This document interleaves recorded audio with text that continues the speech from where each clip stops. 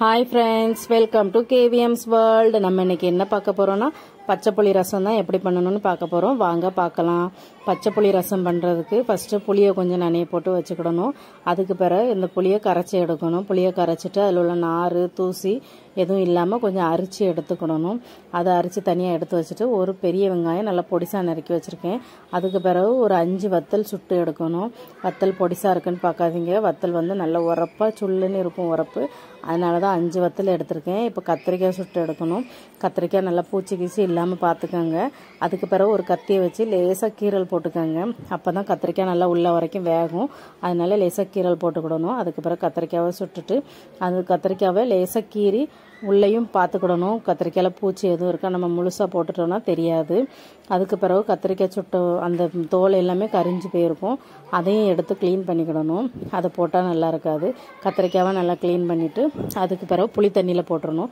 புளி தண்ணியில் போட்டு நம்ம அந்த கத்திரிக்காய் வத்தல் எல்லாம் சுட்டு வச்சுருக்கோம்ல அதை எல்லாத்தையும் நல்லா பிசைஞ்சு விடணும்.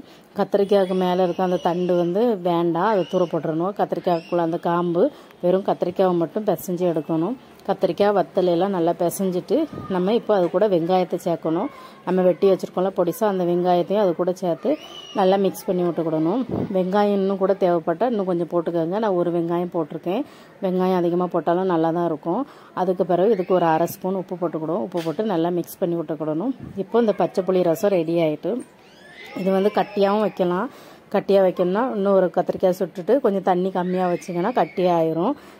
முதல்லலாம் ஊரில் தோட்டத்தில் புதுசாக விளைஞ்ச நெல்லில் பானையில் வச்சு தண்ணி வடிக்காமல் அந்த சோறு பொங்கி பொங்கல் மாதிரி அதுக்கு கட்டியாக வச்சு துவையில் வரைச்சி வச்சுருப்பாங்க. எங்கள் மாமா வீட்டு தோட்டத்தில் நான் அப்படி சாப்பிட்ருக்கேன். இது வந்து நான் தண்ணி ஊற்றி ரசம் மாதிரி தான் வச்சுருக்கேன். இது வடித்த சோறுக்கு தான். இது துவையல் கூடலாம் வச்சு சாப்பிட்டா ரொம்ப டேஸ்ட்டாக இருக்கும்.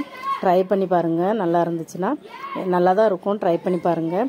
இந்த ரெசிபி பிடிச்சிருந்துச்சுன்னா லைக் பண்ணுங்கள், ஷேர் பண்ணுங்கள், கமெண்ட் பண்ணுங்கள். என் சேனலை சப்ஸ்கிரைப் பண்ணுங்கள். பாய்.